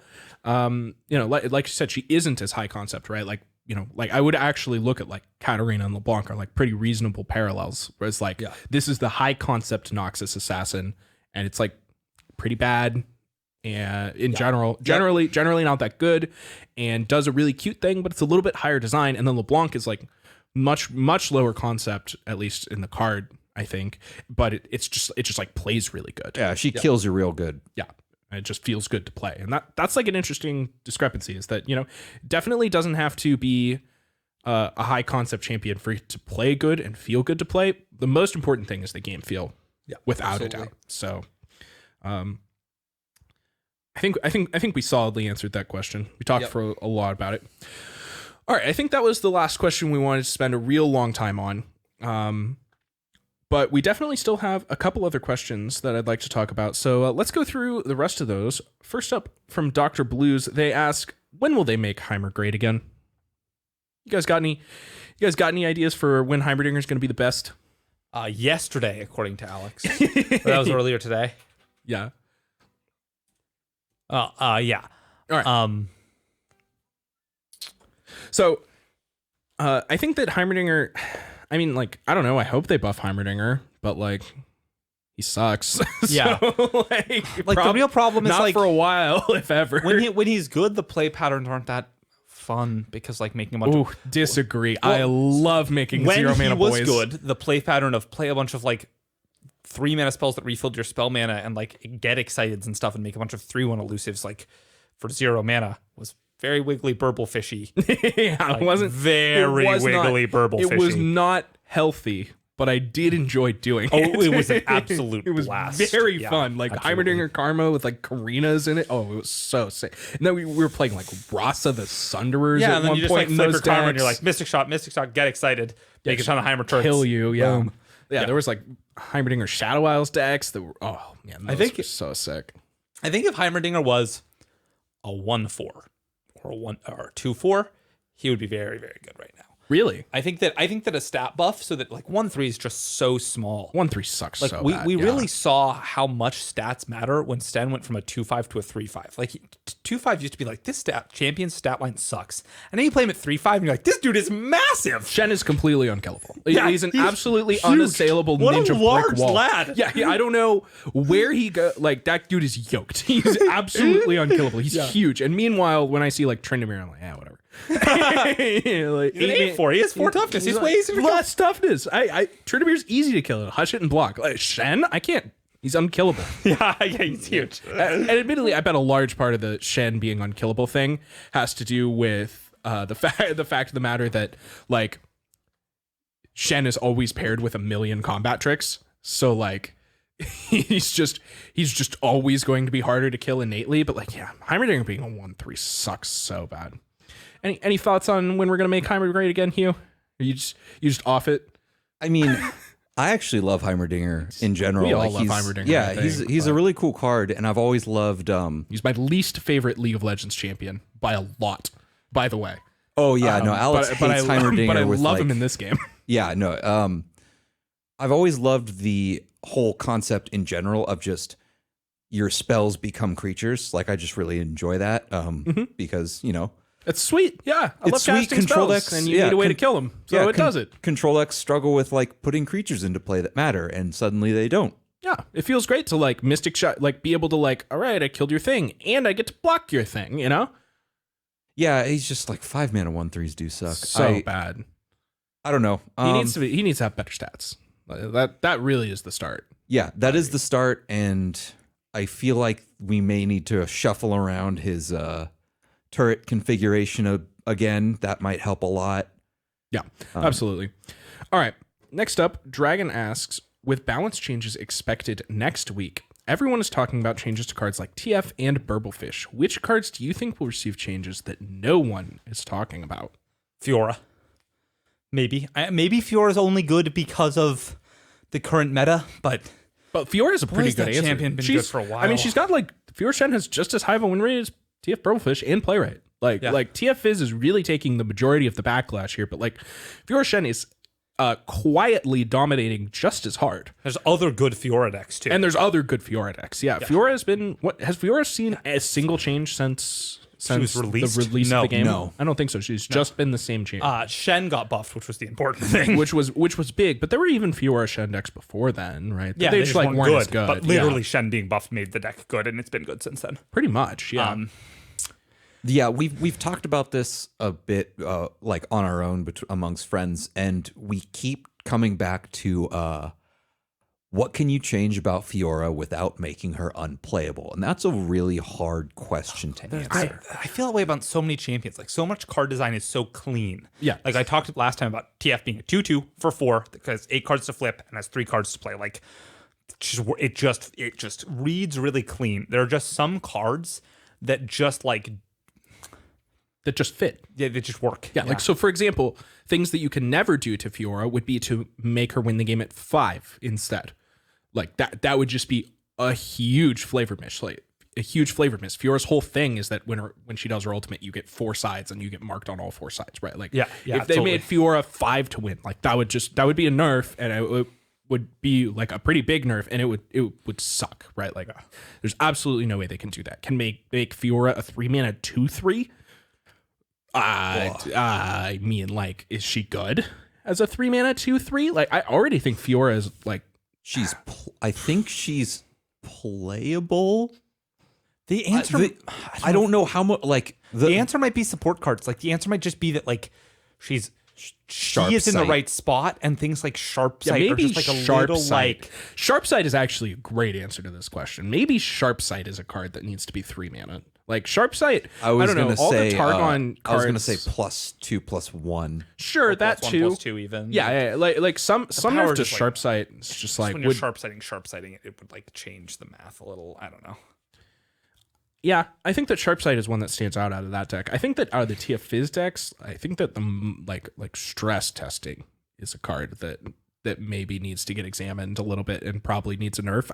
Once again, it's hard to know what that nerf would be.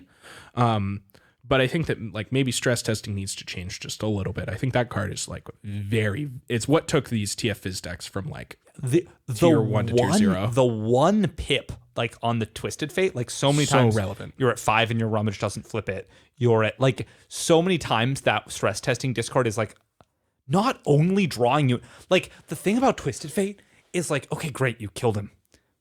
They still drew 8 cards while he was in play. Like, they still drew 8 cards. Like, that is the part that you lose to a lot of the time. Yeah.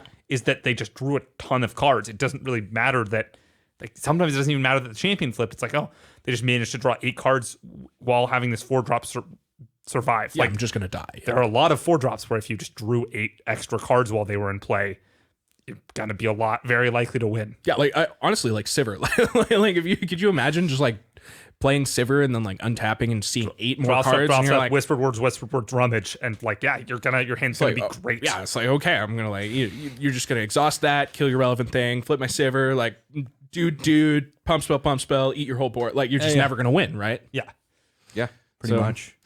So maybe it's just like stress testing. Yeah, stress testing, Sharp Sight, Fiora, like, any other things standing out to you guys that maybe you're gonna need a nerf? Any Shurima cards? Veiled Temple and Aphelios. Veiled Temple. Like, something needs to go on there. Yeah, People are talking about the Veiled Temple one. And I honestly think we need a Veiled Temple nerf. If Fiora Shen and TF Fizz get nerfs and Veiled Temple doesn't, I think we're going to see a lot of it. Yeah, if you do anything there's just so little you can do to Aphelios now. Like, yeah, I think the change should be to Veiled Temple. I think if they just make Temple like 5 mana or something like that, that'll go a long way. Yeah, that would make sense. But that's another one. It refunds you 2 mana, costs 4 mana, and gets +1/+1. It's just kind of clean. Yeah, it's just weirder when it's 5 mana refunding you 2, but, like, whatever. Yeah, I think that one I care less. I don't know. I definitely really agree with the flavor arguments for champions. Mm-hmm. But I think I'm mostly off the flavor arguments for followers. Yeah, it's not really a favor argument. It's just like a feel, like argument. A clean feel. Yeah, I guess whatever that clean fine. Feel argument is, I don't really care as much about, like, random followers. Like, I don't really have a huge lore attachment to this Veiled Temple thing. At if all, it's if it's 5 mana and gives me 2 mana back, like, whatever. But you can't cut one of Aphelios' guns. You can't take the level off Fiora. Absolutely not. You can't cut one of. I've seen a lot of people suggesting that someone said that they wanted to, like, fix TF blue card and then make it not gain you a mana, but, like, it's literally what it does in League, which is why it does that. It's really cool. I really don't think you should touch any of TF's actual cards. Yeah, they're all pretty well balanced against each other. And they feel like that's the most fun part of Twisted Fate is playing the 4 mana spell, like playing the 4 mana champion and getting to pick a card. Like that's the best part of the champion in my opinion, right? Like, not like maybe the most powerful, but that's definitely the most flavorful, the most Twisted Fate, and the most fun part of the champion, I think. We could make Twisted Fate's champ spell worse. Yeah, maybe give them the Katarina treatment. Dark Horse, yeah. Yeah, man. Give him just say some it would be unplayable. so bad if his champ cell was Death Lotus. One thing that's really funny, and people, that there's like some funny comparisons to make, but like Aphelios versus Lux. Like Lux gives you a gun every 6 mana spells. Oh no, I don't want to hear it. Yeah, like it's just like brutal. that kind of That stuff is is brutal. like, yeah, like, and she's a 6 mana 4/5. And And she's got barrier. Yeah, but like, and you know, it's just like that was another thing about like these really high concept champions are coming cheaper and cheaper. Like, when's the last time they released a really expensive champion? Like Trundle?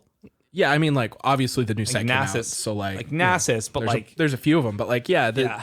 the really expensive cards are generally worse because they're more expensive. Like that's just generally true in every you know, card game. Lysandra is Yeah. affecting the meta. LeBlanc has been good. Like, No. All right. I guess Jarvan costs 6, but he's not very good. Hey, you don't know that. We are going to come back next week with the best deck in the meta. It's going to be Jarvan Noxus, baby. Well, next week we're going to be talking about changes, hopefully. Yeah. But until then, Best deck in the meta, Jarvan Jarvan climb Noxus. with Tiafiz. All right, Mr. Purple, aka Ben, asks, are there any decks that you think are underrated? Any decks you guys think are underrated? I know, Hugh, you whipped out the deep deck a little bit. That one's probably, I mean, you must think that deck is underrated, right? Only in so slightly. far is that. So I mean, it's only underrated technically because Deep has been Like tier 4. like just a flaming dumpster yeah, comment. completely unplayable. Like yeah. it's just terrible. It's been terrible for so long, and now it's like you can play the deck in a tournament and it wouldn't be objectively wrong. Like you could actually play the deck. It works. It has a plan. It functions. Sea Scarab was actually a huge upgrade for the deck. Another thing that was weirdly relevant was what was it? Lost Riches. That card I have seen played, and you know what? That card has played pretty good from what I've seen. The card like plays actually way better than I thought looks it would. awful, like really awful when you read that card. But it turns out that the treasures are like so good that you can actually afford to spend 4 mana and do like almost nothing to just like put some treasures in your deck or like draw some treasures or Well, whatever. also like, remember that when you're playing the card, you toss so much that you're just gonna draw. You're just a gonna lot. draw it. Yeah, You will, and it's gonna be in the next turn or 2 at most, as Yeah. long as you're tossing as much as you want to.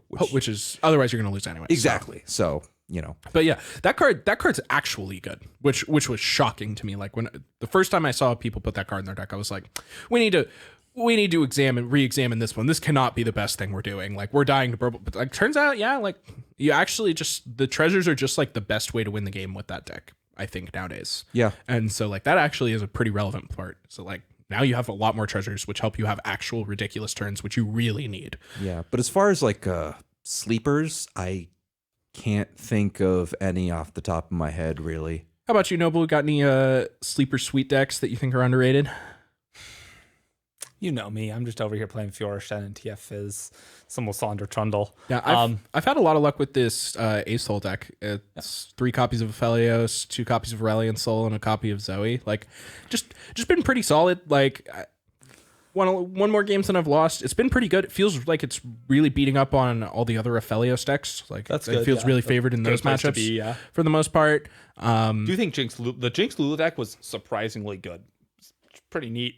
Yeah, I think there's a lot of hidden like tier 2 decks that are just like not seeing that much play, and I really think like almost everyone you ask is gonna have like their pet tier 2 deck or whatever that they like found on Reddit or whatever, and they're probably all right. Like Totally they probably reasonable are call, all yeah. underrated and like tier 2-ish, but like people just aren't playing them because they don't know what it is or whatever. This I think game there's is so many. deep. There's so many cards. There's so many different interactions of cards Yeah. that like it's just cards don't rotate. This is not a standard format. So like whenever you add more things to the card pool, old things change because of a critical mass change. Like we got 2 new rally effects, Cataclysm and Golden Aegis, which has spawned a lot of these random decks. Yeah. Like having those options over Relentless Pursuit, lot of that stuff definitely going on. All right, and our final question comes from Dustin. They ask, as League players, are there any champs you'd like to see in the game that aren't in the game or leaked? What would they do?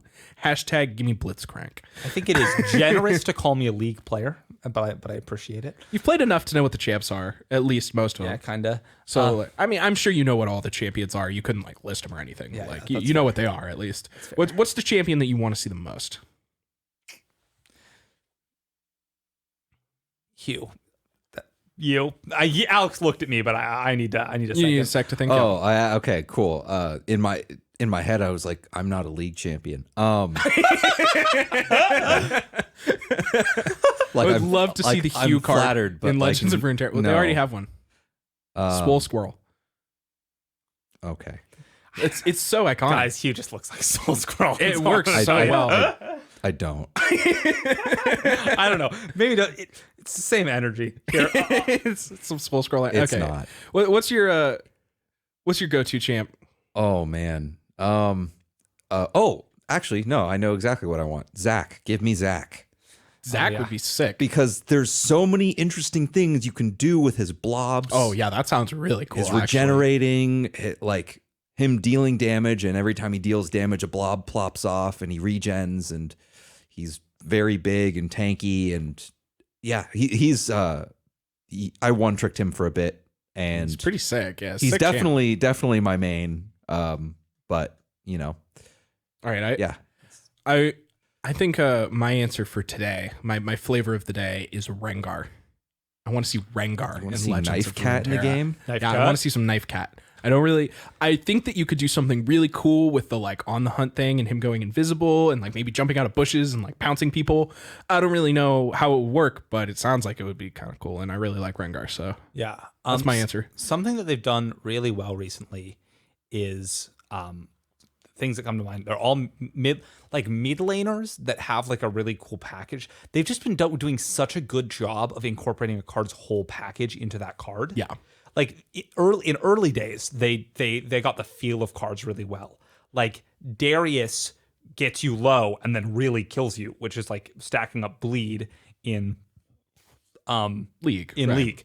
But like recently, like Twisted Fate, Fizz, Lysandra, Aphelios. Zoe, Aphelios all come to mind as like really well capturing the whole package of a pretty complicated champion. Riven even. Yeah. And Victor does it well too. Victor does it well too. Yeah. Yeah. It's just like all of these ones that have been absolute bangers, which is once again why LeBlanc felt so meh. But something like Orianna does a lot of really cool stuff. Orianna would be and like they've sick. just been so good at getting the whole package in.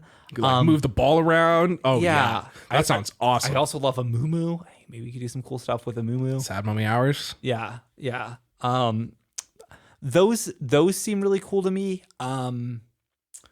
There's just so many I'm cool sure League that of there are Legends other ones that I champions. can Yeah. think of. I think it's I don't really think that there's a champ that they would announce that I would be like, oh man, that one. Like I think they're all like pretty sick. Bangers. Yeah, bangers. Like for the there's like one or Jhin two could be champs. cool? Yeah, there's Jhin would. I would love a good really ADC, cool. like a really Jhin cool would be ADC. awesome. There's like a Venn diagram of champs they could introduce, and there's no part where they intersect where I would be unhappy because they're all either super cool, super interesting, a meme. Ooh dear. Oh, the ooh dear champ. Do you know what? Or do you know something what I would enjoy. And there's or something I would enjoy. Do you know what? Do you Are know those what like the dumb, stupid tanky champs? yes. Do you know what region Udyr is from? I have not the slightest clue. Cool. He's a man in a bear suit. If I had to guess, I would say Ionia. I That makes the almost most just sense said to me. Leona, and then I was like, wait a minute, that one exists. It's just apparently unexciting. Yeah. Yeah, there's just so many. Yeah, we're all just like looking at each other, thinking, like there's so many cool So ones. there are some ones that have been leaked, and I don't know if okay, spoiler alert, you might want to skip forward 20 seconds if you don't want to know about the cards that have been leaked. But it's been leaked that like Pike, Irelia coming down the pipeline that I'm really excited for. Irelia sounds so cool. Yeah. I would love to see. Honestly, the Ionia champions in general are really cool. I hope that the region doesn't continue being as bad. I would also love like a Mage Ninja Bruiser Assassin. So like if we got Ornn in here, That would be nice. I think, honestly, unironically, I do want to see Orin. Actually, that's my really answer. Like, one. Kim crafting weapons and having a really cool kit, coupled with how they've been doing things recently, like, could be really, yeah, really you could like cool. maybe do like some upgrades on your own cards type stuff. That would be really cool if you could figure out how to do that. Meta. I honestly also wouldn't be surprised if, like, once we clean out all the regions, they start doing like region expansions that have like new cards for like 5 of the regions or whatever, and like maybe one that focuses around like making items work in the game. Yeah, that could be cool. And so, like, you know, items are a thing that doesn't really exist. Like, jungle creeps don't really exist, and like we don't need to like go too crazy on that. But like, there is some like tie-ins to League game space that could exist a little more, and that could be cool too. Yeah. All right, and that brings us to the end of our questions and the end of our topics, which means we're going to start wrapping up the episode. I mentioned at the start, for those of you astute listeners, that we're going to be doing a giveaway in our Discord to celebrate that we now have over 100 members. So, real quick, thank you to everyone in our Discord for being in the Discord. Right, like this community has grown rapidly, way faster than any of us have expected. I think I speak for all of us when I say like your guys' support is awesome. Like the community that has come around us is probably the biggest motivation to continue doing it, and it's like is a really important factor. And I'm just so happy to see people enjoy the things we're putting out. And I love talking to people in the Discord. I love existing in it, right? Like I think our community is great. This entire like almost 2-hour episode was all based on just questions that people asked. Yeah, we got here today and we were like, yeah, what are we going to talk about? And then we were like, man, like all these questions are just really good and I want to talk about them for a long time. And I'm glad we did, especially given that this is the episode that we're going to be celebrating our Discord server. So anyway, if you are not a member of our Discord, make sure to click the link below in the description wherever you're listening to this on. It'll take you straight to our Discord. On Saturday, March 27th at noon Pacific time, I'm going to post a message that adds everyone on our Discord and our general chat. And I'll just basically have anybody react to it. So anyone who reacts to it with a specific emoji, I'll be very clear. I haven't decided which one yet. So we'll get entered into the giveaway, and we're going to be giving away 3 $10 RP gift cards. So if you're interested in winning some free RP, get some sick emotes, get some prismatics, maybe get some new champs or whatever if you're low on those. The exact amount of money for that season pass. Yeah, the season pass, right? Then make sure that you enter into that giveaway. It's totally free to enter, and that will be live from the 27th all the way until April 2nd. I'll close it at midnight, April 2nd. When's the last time to buy the pass? Because I think we might actually be like... Oh, we might need to... running low on that. We might need to adjust that, but that's fine. Cool. Well, you should have a few days at minimum. So we'll have to double check the timing on the pass, but you'll have a few days at minimum to respond to that. We're going to be posting about it on Discord, social media, everything like that. So if you or your friends want some free stuff, be sure to check out the Discord. And once again, thank you to everybody for being a part of our Discord. So really enjoyed that. And without further ado, if you guys have anything else you want to add before we wrap it up. The event does end in 6 days. So like 5 days from now. So it'll be probably like the 29th. Cool. 29th or 30th is going to be the day that it's going to end. Yeah.